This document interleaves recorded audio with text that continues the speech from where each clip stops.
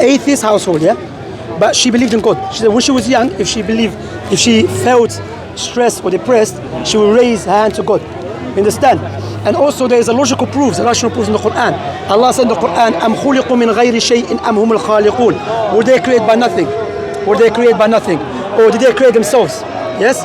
So this أم خلقوا السماوات حبيبي هو ما اسمها أم خلقوا السماوات والأرض بل لا يوقنون.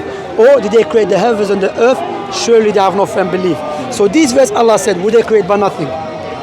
Or did they create themselves? Let's go step by step. Would they create by nothing? Nothing is not even a thing. Is that yours? No, it's wrong. Yeah. Nothing is not even a thing, let alone to create something, yes? Yeah. Or did they create themselves? I mean, if we already exist, there's no need to create ourselves. And if we are non-existent, therefore we need something else to bring us into existence. You understand? Also in the Quran, Allah told us, إِنَّ فِي خَلْقِ السَّمَاوَاتِ وَالْأَرْضِ وَاخْتِلَافِ اللَّيْلِ وَالنَّهَارِ. Within the creation of the skies and the earth and the alteration of the day and night, it is a science for people of understanding. Just looking at this universe, there's an order. So either this universe is a product of knowledge or no knowledge. And no doubt it's a product of knowledge. Like you have a nose next to your mouth. Before we eat, to smell food. You have eyebrows above your eyes. Why? Because the sweat contains salt. If it keeps going to your eye, it will damage it. So look, to protect it, yeah? Likewise, we have liquid in our eyes, and our eyes is different than the liquid in our ears. The liquid in our ears is thicker to protect us from anything going inside. The liquid in our eyes is thinner. Because if something goes in, it cries it out. Like everything, there is, you know, Allah in the Quran, there's a chapter in the Quran called Al-Insan, chapter of human being. Allah said, هل أتى على الإنسان حين من الدهر لم يكن شيئا مذكورا إنا خلقنا الإنسان من نطفة أمشاج نبتليه فجعلناه سميعا بصيرا. Allah said, it's not a time for a man, for you and I, to think. Once upon a time, I was not existent. Now I have hearing, sight, and everything. You know. So the example I always give about the phone, yeah. You and I and all of us here, we haven't seen the person who made the phone. This is called unseen. We haven't seen him. All right, but I don't have to. It's not conditional for me to see him to know this phone. Just looking at the menu, the structure, the options and so on, settings and so on, that I must have a creator. If I say to you this phone was created by a rock, would you accept that? No. No. But even though the rock has energy, all right. Okay. If I say to you this phone was made by a child that is 5 months old. No, even the child has some energy, some power, some little knowledge. Why? Because by looking at the product, and you think, no way. But if I say this phone was made by someone who has PhD, how to make a phone, yeah, it makes sense. This is on a smaller scale. What about you and I? What about this beautiful creation? What do you think what I said so far makes sense? Yeah, it makes sense. How old is the Muslim faith? Muslim faith is always been there. Because, for example, because many people have a misunderstanding what is Islam.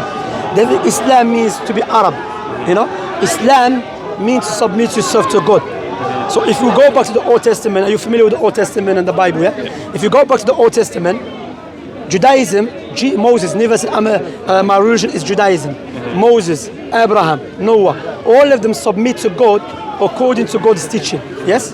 All of them submit to God according to God's teaching. And that is the meaning of Islam. Islam means al-istislamu lillah, bitawheed, to submit to Allah and to surrender to Him and to free yourself. So Islam has been there. Allah said in the Quran, Inna deena inda Allah al-Islam. The true religion with Allah is Islam. Allah mentioned that everything is a Muslim. Hang on, how everything is Muslim? Because you're not Muslim, the Christians are not. No, do you know what he means by that? Mean that everything submits to Allah. If Allah wants it to rain, you cannot stop the rain.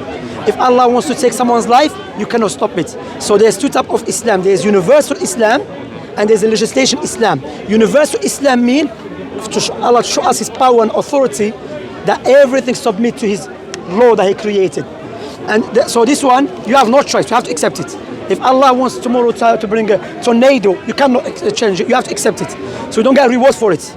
Except if you're a Muslim and you believe that Allah is doing it and for the sake of Allah. The legislation Islam is to submit to your Creator. You know? And I always give example, brother. Imagine I said, and before I go to the example, what makes Israel stronger, what Islam is from God, Islam came to preserve 5 things. All right? Which in Arabic we call it ad-daruriyat al-khams. The 5 universal necessity. The 5 universal necessity. Islam came to preserve religion. The true religion. What does that mean? In Islam, paganism, atheism, polytheism is forbidden. That's why we're not even allowed to pray to any creature. Even the Prophet Muhammad, our messenger. No, we only allow to pray to Allah directly. You see? So anything that sends us away from Islam, there is either a punishment for it or deterrent, warning, yes? The second one, Islam came to protect intellect. That's why alcohol and drugs is forbidden. Thirdly, Islam came to preserve wealth. That's why interest and gambling is forbidden. Fourthly, Islam came to preserve lineage, family, marriage, heritage. That's why adultery and fornication is forbidden. Lastly, Islam came to preserve life. That's why killing people unjustly, committing suicide is forbidden. These 5 things that Islam came to preserve, if we do preserve them, we will have a good society. Let me ask you, alcohol, is it good for us or bad for us? Depends what you mean by good or bad. Alcohol is harmful. Alcohol, there's a study came not long ago. There is agreement among the scientists that even small amount of alcohol is harmful. Rather, in Britain, majority of crimes is being carried out by people that drink alcohol.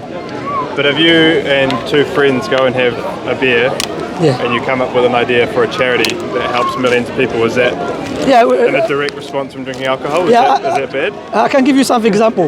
You know, this is similar to someone who took money from the rich person and he gave it to the poor person. So he said, when he was asked, he said, because this man is rich and he's poor, so I took money away from him. It's bad, but I give it to the poor person. It's good. No, we're not negating. You can get some benefits from it. We're not negating, but the harm overwhelm and overweigh the good. You understand? And that is known. You understand? So, for example, when you get drunk, you feel happy, but it's a fake happiness. The true happiness when you become a servant of your Creator and you understand Him. Yes. So alcohol is good. It's bad for us individually and collectively. You're wasting your money. You know, I'll tell you this story. Yeah, once I was on a train. You know, and so this a Polish guy. He had alcohol with him or beer. Yeah. And I was smiling with him and I was joking with him. And he said to me, "You be drinking?" I said, "No, I don't drink." He said, "You must be smoking then." I said, "No, I don't smoke." He said, "What?" He said, "Why are you happy? Why are you always smiling? You keep smiling." I said, "I'm a Muslim. I used to do this crazy stuff. May Allah forgive me. I never drank, alhamdulillah. But you know the other things. Anyway, so I said, I pray to Allah. You know what happened? Deception. Look, Satan how he deceive us. You think, okay, I want to forget my problems, my stress, my depression. Let me drink alcohol. Then when you become sober, you think, I'm feeling again depressed. So what are you doing? You're wasting your money. You're harming your body inside, and you're getting fake happiness. So alcohol, yes, it destroys us. Gambling is bad for us, individually and collectively. Likewise, interest make the rich richer, poor poorer. Understand? It's bad for us. Likewise, fornication, adultery, and all of this vice goes back to the most evil vice, which is when it's taken away from God. But there is no any doubt we're talking about benefit from it. The people that benefit from it, from these vices, those are in power. That's why majority of times those who are very hostile to Islam, either they are ignorant or those who are in power. Why? Because they make money from these vices, alcohol, fornication, gambling. So they look at Islam as a threat for their business. So what they do, they utilize their money to make Islam look bad, even though Islam is good for us individually and collectively. Are they laws or are they? There's a law, There's a law, We call it universal necessities. Were they brought from Muhammad or do they come directly from Allah? From Allah, of course, from Allah. You know, that's why when you analyze any legislation, for example, to show you if you don't follow God's teaching, you will contradict yourself. You can go to off license. The shopkeeper is selling alcohol. Alcohol, you get people drunk and they will do crimes. Yes? And it's harmful. And you can go, it does, okay. It's known. Okay. It's known. Okay. I'm gonna show you. Go to the Home Office. I will go to the Home Office website. Yeah, sister, you see what you did? I just told him. There's, like, for example, not every person that smokes drugs or take cocaine is going to be evil. But it's harmful to your body, alcohol. Well, it's not just to great, but loads of sugar, but I eat that as well. But that's not. No, but is alcohol harmful to your body? Okay, it's harmful. So it's sugar, but I eat that. If it's harmful, don't eat it. That's why there's a principle. Yeah, that's principle in Islam. In Islam, Prophet Muhammad said, "La." You don't eat sugar? I don't, alhamdulillah. I don't drink sugar. Would you? Alhamdulillah. I'm sweet enough. I put my finger. No, I don't eat sugar. Alhamdulillah. I don't. Huh? Dairy? Yeah, I try, but not too much. No, but you have to understand, sister. Look, everything if you go extreme will be harmful. No doubt about that. That's why Islam it tells us. Yeah, no, but alcohol scientifically is known, established. Please, someone go to online. Alcohol, even small amount, is harmful. It's known. We all know that. It's known. So those five universal truths, would you consider them in the same way that a Christian would consider the 10 Commandments? No, we have 10 Commandments as well in Islam. Okay, so that's different. No, that's different. This one, when you preserve, even the other one, but this one, when you preserve society, like when you preserve people, protect people's honor, dignity, people's minds, people's economy, you understand? For example, if you're in a time of need and you need the money, Islam doesn't teach me to utilize your hardship to manipulate you by putting you in interest, to make you slave to me. What I would do, I give you money, I borrow your money, then give it to me the way I gave it to you, or as a Muslim, I say, don't worry. I have it because I believe in the reward of Allah subhanahu wa ta'ala. So Islam teach us the brotherhood and sisterhood. You understand? But what I would say to you also, I was going to mention about, before the shikaz me, I was going to mention about the shopkeeper. He will sell alcohol, and you have a drug dealer. He will sell drugs, even though not every person smokes drugs is going to do crime. But the police, the government will arrest him for selling drugs, and they will not arrest the shopkeeper who's selling drugs, who's selling alcohol. Why? Because alcohol has high taxes. You understand? They're making money from it. You understand? That's why when the Prophet Muhammad came, he's known as like, when God legislates something, there's no evil desires. There's no bias. God wants good for you and for everyone.